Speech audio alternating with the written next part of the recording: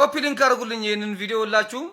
ወንድማችን ዘመድኩን በቀለ ዝም ብሎ ከመሬት ተነስቶ አይናገርም። ዝም ብሎ እንደ እብድ አይደለም። እናንተ እብድ አድርጋችሁ ነው የምታዩት መሰለኝ። እብድ አይደለም፣ ዝም ብሎ አይናገርም። እና ሄኖክ የሚባለው ሰውዬ ዲያቆን ነው። እንግዲህ ያው ዲያቆን ይባላል። እንግዲህ ከዚህ በፊት የነበረበትን ሁኔታ የት ውስጥ ነበር የነበረው? ምን ነበር የሚሰራው? ማን ነው የላከው? ተልኮ ምንድን ነው? ምናምን የሚሉ ነገሮችን ጀምሯል። እኔ ይሄ ሰውዬ ዘመድኩን በቀለ የሚባለው ሰውዬ እናንተ እብድ ነው የምትሉት። ይሄ ሰውዬ እኔ ያስፈራኛል ማለት የሚያመጣቸው ነገሮች ሁሉ በጣም ይገርሙኛል። ይጎቱታል ፍሬንድ በቃና ያጣራል። እንደዚህ አይነት ሰዎችን መደገፍ ነው ያለባችሁ። መደገፍ እኮ ነው ያለባችሁ። መደገፍ ነው ያለብን ሁላችንም። ይሄ ሰውዬ ዝም ብሎ አይደለም የሚጮኸው፣ ዝም ብሎ አይደለም የሚጮኸው። እና የሆነ የሚሸታችሁ ነገር የለም? እኔ የሆነ የሚሸተኝ ነገር አለ። ቤተክርስቲያን ላይ የሚዶለስ ዱለት እንዳለ በጣም አለ። ያው ብዙ ጊዜም ስንናገር ነበረ። ካቶሊኮች ከመቼ ወዲህ ነው ለኛ መልካም ሆኖ የሚያውቁት? በዮዲስ ጉዲስ ጊዜ ጉድ ያደረጉን እነሱ ናቸው። በሱስኒዮስ ጊዜ ሜንዴዝ የሚባለው እና አለቃ ታየን ሁላ እዛ ምጽዋ ወስደው አስተምረው ጉድ ያደረጉት የኛን ቤተክርስቲያን እነሱ ናቸው። የኛን ቤተክርስቲያን መጻሕፍት እያዘረፉ የነበሩ እነሱ ናቸው። ካቶሊኮች እኮ ናቸው። ምን ቫቲካን ስንት ሴራ ሰርተናለች። እንዴት ነው እናንተ ዘመድኩን በቀለን የምትቃወሙት? ካቶሊክ ከመቼ ወዲህ ነው የኦርቶዶክሳውያን ወዳጅ ሆነ? አሁንማ ምን ጭራሽ ጴንጤውንም ከታችሁ ኑ በብርሃኑ ማለት ጀምራችኋል። ሽብሸባ አሸብሻቢ ትውልድ እኔ ዘመድኩን በቀለ እኔ የሆነ ሴት ነው የምላችሁ። እኔ ይመቸኛል። በቃ ማለት በጣም ገራሚ ሰው ነው። የሚያይበት እንትን በቃ አይኑ ከባድ ነው እና ብታግዙት መልካም ነው። ማለት በቃ እንደው ቢያንስ እንደው ባሰርጉት እና ሐሳቡን ብትረዱት መልካም ነው ሰውየውና በቃ እኔ ዲያቆን ኃይሌ እስቲ እንግዲህ መነጽር ላይ ገብተሻል፣ ትመረመሪያለሽ። ንጹህ ኮንሽ እንግዲህ እግዚአብሔር ያውጣክ ወንድማችን። ግን ቫቲካን ግን ሄዶ ግን ጤነኛ ሰው እኔ አልገጠመኝም እስከዛሬ። አይዞሽ። ሰላም እንደምን ሰነበታችሁ ውድ ኦርቶዶክሳውያን የቲክቶክ ቤተሰቦች። ትላንት እንደምታስታውሱት በአባታችን በአባ ዮሐንስ ዙሪያ የሰራሁት ቪዲዮ ነበረ፣ እንደሚዘመርላቸው ማለት ነው።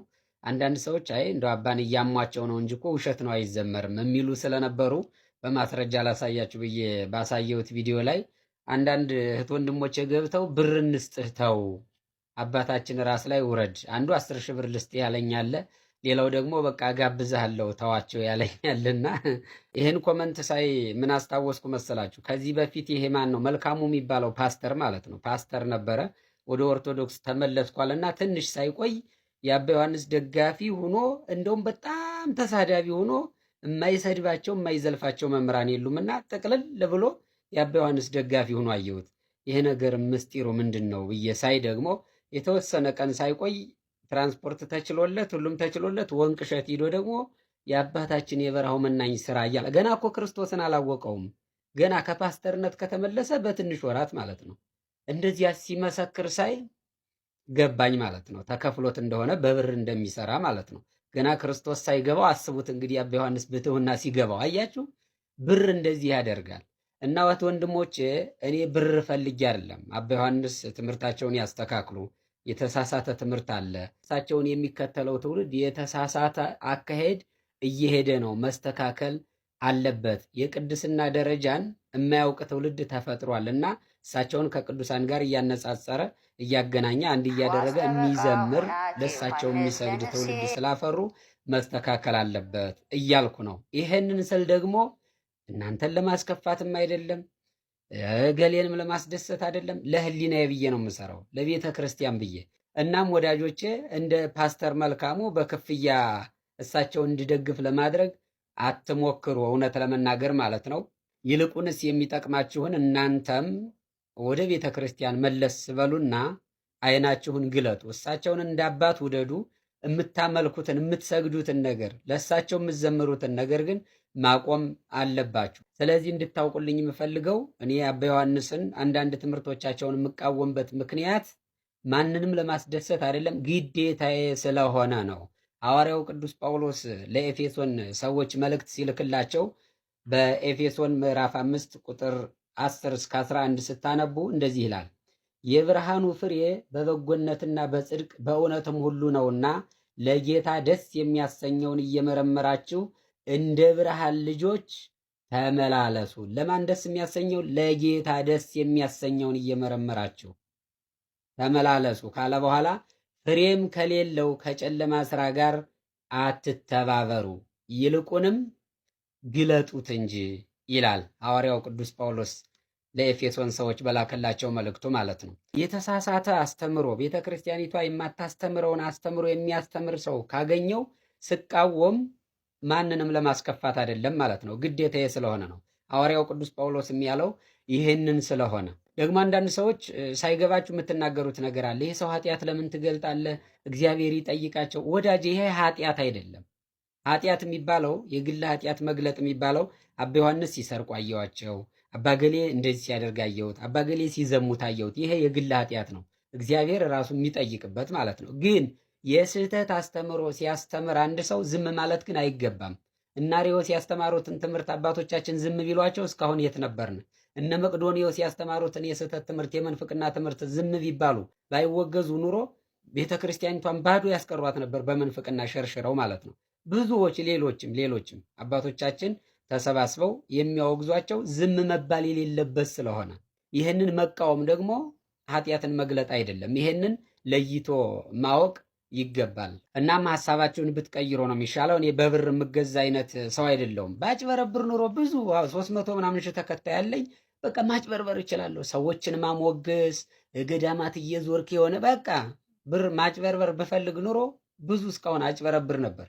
ከፓስተሮች ጋር እደዋወልና እዚያ በኋላ ላይቭ ገብቼ የተጣላን ምናምን የተጨቃጨቅን መስዬ በጊፍት መልክ መሸቀል ምናምን ይሄ ቀላሉ ነገር ነው። ስለዚህ በብር ለመግዛት አትሞክሩ። በብር የምትገዟቸውን ሰዎችም እያጠፋችኋቸው ስለሆነ ብትተው ነው የሚሻለው ለማለት ፈልጌ ነው። የተወደዳቸው ኦርቶዶክሳውያን ቪዲዮ እየታየ ስላልሆነ በደንብ አድርጋችሁ የቻላችሁትን ያህል ማለት ነው ኮፒ ሊንክ አድርጉ። ይህን እንድታደርጉልኝ ደግሞ የምጠራው የእግዚአብሔር ስም የምጠራው የቅዱሳን ስም አይኖርም ማለት ነው፣ ልክ ስላልሆነ። ሰው ዛሬ ውሸቱ በጣም መከራ። እውነተኛ ሁኑ፣ አትዋሹ፣ አትቀልዱ። ውሸታም ነው ሰው ማለት ሲያገባ መዋሸት፣ ሲምን ሲል መዋሸት፣ የሌለውን አለኝ ማለት፣ ሳይደርስ ደርሻለሁ ማለት። ውሸትን ደግሞ እንደ ቀላል ታወታላችሁ። የመርዝ ትንሽ እንደሌለው የኃጢአት ትንሽ ነው። ሰላም፣ እንዴት ናችሁ ወንድሞቼ እህቶች? ኮፒ ሊንክ እያደረጋችሁ ለአንዱ ዓለም ጎሳ እንዲደርስልኝ እንድታረጉልኝ ጠይቃለሁ ወንድሞቼ። አንዱ ዓለም ጎሳ በቅርብ ጊዜ እንግዲህ በሰራው ጥፋት ሁላችንም እየተናገርነው ነው።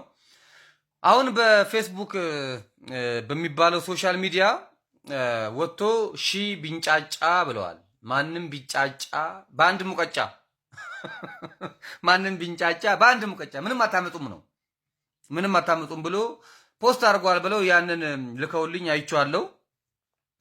አንዱ ዓለምሻ እንግዲህ ቻለው እንግዲህ ማለት ከህዝብ ጋር መጣላት በጣም ዋጋ ያስከፍላል። አንተ የአርት ሰው ነህ። የአርት ሰው እንደዚህ አይነት ሪፍሌክሽን ማሳየት የለበትም። እንደዚህ ልቡ ጥግብ ብሎ ውጥር ብሎ ዷ ካላልኩኝ ማለት የለበትም። የሶሻል ሚዲያ ሰው ረገብ ያለ ሰከን ያለ ምራቁን ዋጥ ያደረገ ማለት አንተ በቃ የሆነ ፈንድተ አጭሰ ቅመ ጠጥተ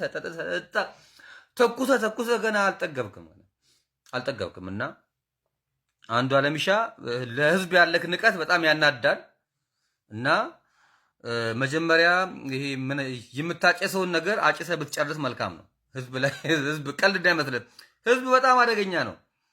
እና ደግሞ አንተ የአርት ሰው ነህ፣ ዘፋኝ ነህ። እና ኦሮሞ ይወደኛል ብለህ ከሆነ የምታስበው እኛ ኦሮሞዎች ለእንዳንተ አይነት ሌባ ተባባሪ አንሆንም፣ ለእንዳንተ አይነት ሰው ተባባሪ አንሆንም። እና ሞኝ አትሁን። ለምን ኦሮሞ ይፈራል። ይሄ ግፍ ነገ ወደ ቤቴ ይገባል ብሎ ያስባል። እና ማንም አያግዘህም። ማንም የፈረደበት ኦሮሞ መደበቂያችሁ ነው መቼም ማለት ድብቅ ትላለህ። እና ኦፊላልቴ ጋሪታ ኦፍ በሌሳ ጅርታ በዲሃማ ኬስ ይርታ ዋንተ ኦፍላ ዲሃ አቦ እንዴ ጎርፈሚ ዱጋ ጎርፈሚ በጣም ሙሪ ነፋኔ አንዱ ዓለም ከነኛታ ማንም አይሰማህም። አደገኛ ችግር ውስጥ ነው ያለው። በዲሃማ ኬስ ጅርት እና ኡፍላድ ያቦ እኔ የክርስቲያን ልጅ ማተብ ያለኝ ሃይማኖትን ያጠበቅኩ ነኝ። ወገኖች ተረዱኝ። ተጨፍነህ እየተባለ ካንሰር፣ የማህፀን ካንሰር፣ የወር ካንሰር በቃ አሁን እንዲፈታ ነው። አሁን ተፈቷል። ተጨፍናችሁ ይይ ቁልጭ እንዳትሉ ቁልጭ ዞራችሁ ተጨፍናችሁ ይይ ብሎ ያን ታምር ሰምቼ እንደገና እንደዚህ ቁልጭ ስል ምን ተጨብጧል? ለጥቆ በብልቃጥ የተያዘ ነገር በብልቃጥ ጨብጠው ሳይ በራፍ በዘበኛ ነው ቁማ ላይ አሳልፉኝ እስቲ ስል አታልፊም ትቆያለሽ። አይ ልጄን ሽንቱን መጥቶታል ላወጣው ነው ልጄኔ በዛው ሾልኬ መጣሁኝ። እነሱ ማተባችሁን ቁረጡ፣ እንደኛ ታልሆናችሁ ስጦታን አንሰጣችሁም ነው ያሉ። እንደኛ ታልሆናችሁ ስጦታ አንሰጥም። በባለፈው ሲሆን ሰምታችሁ ይሆናል። በባለፈው እንትን ዘግንኖኛል። እንዴት መሰለ እንደ ጎረቤትም እዚህም እየሄዳችሁ እየተባለ ስለሆነ እኔ ለመተው ቢርበኝ ቢጠበኝ ለምኜ ብበላ ይሻለኛል። እንደዚህ አይነት ነገር እንትን ከምል ማለት ነው። እናም እኔ የሚያግዘኝ ካገኘው እንደገና ደግሞ ሌላ ስራ ካገኘው እኔ እተዋለሁ። እኔ ልጄ ሲወርድ በድንጋጤ ነው የወደቅኩ። ልጄን ላነሳ ልጄን ግብኛ ቦታ ወደቀብኝ። ታለ ስራዬ ወስጄ ልጄን ግብኛ አደረኩት ብዬ ነው በድንጋጤ ተሸረኩ እንጂ እኔ ለዚህ እምነት የለኝም። ወገኖቼ በየተለበጁም በየስልኩም በየሁሉም የምታዩት እኔ የክርስቲያን ልጅ ማተብ ያለኝ ሃይማኖትን ያጠበቅኩ ነኝ። ወገኖቼ ተረዱኝ። እኔ በድንጋጤ ልጅ ደካማ ልጅ ስለያዝኩ ነው። የወለደም ያውቀዋል፣ ልጅ ያለውም ያውቀዋል። እኔ በዚህ ጉዳይ እንጂ ጤንጤ አይደለሁም። ሃይማኖቴ በጣም የጠነከረ ነው። ሃይማኖቴ ብርቱ ነው። ለምን ጦሜን አላድርም አልከርምም። ለምን ራብስ የማይገለኝ በእርዳታ እንሰጣለን ስለ የተሰባሰቡት እነዚህ ግለሰቦች ትላንት ሲያደርጉት የነበረውን የተላላኪነት ሴራ ዛሬም ማህተባቸውን ሳይፈቱ ነጠላቸውን ሳይቀይሩ ጌታን ተቀብለዋል ሲሉም እርዳታን መስጠት ሲሉ የሰበሰቡትን ሕዝብ ስለ ሃይማኖቱ ሊያስተምሩት ይሞክራሉ። አለፍ ሲልም ሕዝቡ ኢየሱስን ተቀበለ ሲሉ ከናንገት ማህተቡና ከነነጠላው ቀርጸው ያስተላልፋሉ። ታሪካዊቷ ጎንደር ያስተናገደችው ይህንኑ ድራማቸውን ነው። ወጣው ቀረው ቤተክርስቲያን ላይ ከ10 የኔ ቢጤዎች መካከል 9 ወይም 8 ኦርቶዶክሳውያን ናቸው። በየትኛውም እንቅስቃሴ ማለት ነው። ማንም ኦርቶዶክስ መለመን የለበትም ብሎ የተነሳ ሰው አታገኙ። ለምሳሌ በእነዚህ የኔ ቢጤዎች መካከል የ30 እና የ20 ሚሊዮን ብር መኪና ይዞ የሚርመሰመስ መነኩሴም ባለሀብትም ታገኛላችሁ። እስኪ እኔ ከምቀምሰው ላካፍል፣ እኔን ሁሉ በቤት ላይ ቤት በመኪና ላይ መኪና ከምገዛ እስኪ እዚህ መንገድ ላይ የሚርቁ ሰዎች ይጠቀሙ የሚል ሰው አትሰሙ። ሴቶች አውቀው ማልበቀስ ይችላሉ። ይገርማቸዋል። ሴት አውቃ ከፈለገች አንድ ደቂቃ ላልቅስ አላልቅስ ብላ ታስባለች። ይሄ ነገር በንግግር ይሻላል በለቅሶ ብላ ታስብና በለቅሶ እንደሚያዋጣት ካሰበች ታለቅሳለች። እኔ እኮ ለአንተ የምደብቀው ነገር የለኝም በፍጹም ብላ ታለቅሳለች። ግርም ነው የሚያደርገው። አቅዶ ማልቀስ ይችላሉ ሴቶች ማለት አቅደው እቅድ ነድፈው ስንት ሰዓት ማልቀስ አለብኝ ጭምር ማልቀስ ይችላሉ። አልቀስ እኔ እኮ አይቼ ነው መጽሐፍ ቅዱስ ላይ ነው እኮ ያየሁት። ማን ደሊላ ስታለቅስ አትወደኝም እያለች ስታለቅስበት አቅፋ እውነት መስሎት የዋው ፀጉሬን እንደዚህ ስታረጂው ኃይል ይለቀኛል አለ። አሳሰረችው። ግን ምን መሰላችሁ?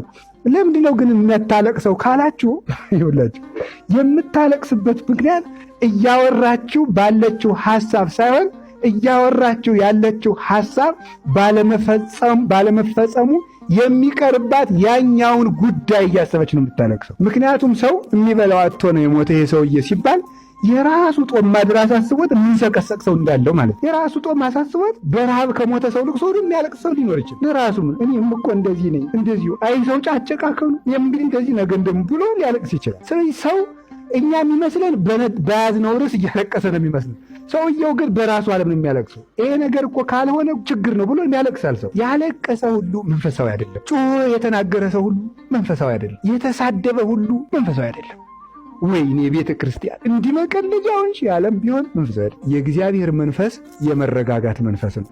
የመረጋጋት መንፈስ ብቻ አይደለም፣ ራስን የመግዛት መንፈስ፣ ሌሎችን ባሪያ ካልሆናችሁ የሚያስብ የሰይጣን መንፈስ አለ። እንዲያውም ቅዱስ ጳውሎስ ምንድን ነው የሚለው? እናንተ በዋጋ ተገዝታችኋልና የራሳችሁ አይደላችሁ። አሁን ጸጉራችሁን አታሳድጉ ሲባል ቀለል ያለ ነገር ነው ማነሳው። የምትቆጡት ለምን ይመስላችኋል? መንፈሳዊነታችሁ በራሳችሁ ነው የምትመሰጡት ማለት። ሴቶችም አንዳንድ ነገሮችን አስተካክሉ ስትባል እንደው አንዳንድ ነገሮችን እምቢ የምትሉት ለምን ይመስላችኋል? በራሳችሁ ስለምትመሰጡት። መንፈሳዊነት ግን ራስን መካድ ነው እና ደግሞ ራስን ማግኘት ማለት ነው። ፈረንጆቹ አበላሽተውት ነው እንጂ ሰልፍ አክቹዋላይዜሽን ብለውታል። ራስን እውን ማድረግ ብለው ተርጉሞታል። ግን ይሄ ስህተት ነው። ራስን እውን ማድረግ የሚሉት እነሱ ኳስ የመጫወት ፍላጎት ካለ ተጫወት፣ ጥሩ ተጫዋች ትሆናለህ ብለውን ያን ነው እሱ ሰልፍ አክቹዋላይዜሽን የሚለው። ነጋዴ መሆን ከፈለክ ነግድ፣ ማግባት ከፈለክ አግባ፣ መመንኮስ ከፈለክ መንኩስ የሚል ፍላጎትህን ወደ ተግባር አምጣው የሚል የስኬት መንገድ ብለው አሁን ሰው ሁሉ ስኬታዊ ይሆናሉ ብሎ በየኢንተርኔቱ መከራውን የሚዳክርበት ማለት። ግን ምን ማለት መሰላችሁ? ሰው ራሱን አገኘ የሚባለው ለተፈጠረበት ዓላማ መኖር ሲጀምር። መኖር የጀመረ ሰው እሱ ራሱን እያገኘ ነው ማለት። ለተፈጠረበት ዓላማ፣ ለፈለገው ዓላማ አይደለም፣ ለተፈጠረበት ዓላማ ወይም ከእንስሳት ተለይቶ፣ ከአራዊት ተለይቶ፣ ከእንጨት ተለይቶ፣ ከድንጋይ ተለይቶ ወይም ደግሞ አይምሮ ከሌላቸው ፍጥረታት ተለይቶ ሰው ለሆነበት ነገር መኖር ሲጀምር፣ ሰው ለሆነበት ምክንያት መኖር ሲጀምር ይሄ ሰው መንፈሳዊ የሆነ ነው ማለት። ሰው ለሆነበት ምክንያት፣ ሰው የሆነበት ምክንያት ማንን ለመምሰል ይመስላችኋል? ስለዚህ እግዚአብሔርን ስንመስል ምን ሆን ማለት ነው? መንፈሳውያን። ስለዚህ ሰው መንፈሳዊ ይባላል። እንዲህ ይላል አንደኛ ቆሮንቶስ ምዕራፍ 2 ላይ ሰው ፍጥረታዊ ሰው መንፈሳዊ ሰው ብሎ ደግሮታል። ፍጥረታዊ ሰው። ኦሪት ዘሌዋውያን ደግሞ ማናቸውም ሰው ይባላል። ማናቸውም ሰው ኃጢአት ቢሰራ መስዋዕት ርግብ ያምጣ ይላል ኦሪት ዘሌዋውያን። ማናቸውም ሰው የተባለው ይሄ ሰው ምንድን ነው? ምንም ተርታ የሌለው ማለት፣ በእግዚአብሔርም በዓለምም የተናቀ ተርታ ሰው፣ ለራሱ የማይሆን ርካሽ ነገሮችን ሰርቶ ራሱን ያዋረደ ሰው ማናቸውም ሰው ይባላል። ይሄ ማናቸውም ማለት ተርታ ነገር በቀላሉ የሚገኝ ማለት፣ ለሁሉም ነገር በቀላሉ የሚያዝ ትንንሽ ኃጢአቶች ሳይቀሩ በቀላሉ የሚጠርፉት ሰው ይሄ ማናቸውም ሰው። ርግብ ያቅብር የተባለ ሞኝ ሕሊናውን እንኳን ቢሆን ይዞት ይምጣ ማለት ነው። ርግብ ማለት የዋህ ማለት ነው። ይሄ ሰው ሌላ የሚሰጠው ነገር ባይኖረው ነው ትርጉሙ። ርግብ ይዞ ይምጣ ማለት ቢያንስ እንኳን ሞኝነቱንም እንኳን ቢሆን ይዞ ወደ እግዚአብሔር ቤት ይምጣ ማለት። ከዛ እግዚአብሔር ብልሃትን ያስተምረዋል። እንዲህ ተብሎ እንደተጻፈ እግዚአብሔር የዚህን ዓለም ሞኝ ነገር ምን አለ ይላል መረጠ ስለሚል ያለብመዋል፣ ልባም ያደርገዋል። ሞኝነቱንም ቢሆን ይዞት ይምጣ። ማናቸውም ሰው የሚባለው በምናምንቴ ነገሮች ላይ ራሱን እያታለለ ዘመኑን የሚገፋ ሰው ነው። ሲከፋው በዘፈን ደቂቃዎቹንና ሰዓታቱን የሚያሳልፍ፣ ሲበሳጭ ሰክሮ ራሱን ደልሎ የሚያድር፣ ከአንድ ሰው ጋር በመበሳጨቱ ምክንያት ከሌላ ሰው ጋር የማይጠቅመውን ዝምድና የሚመሰርት ይህ ተራ ሰው ነው። ማናቸውም ሰው ራሱ የሚወድቅበትን ስራ የሚሰራ ሰው ተራ ሰው ይባላል።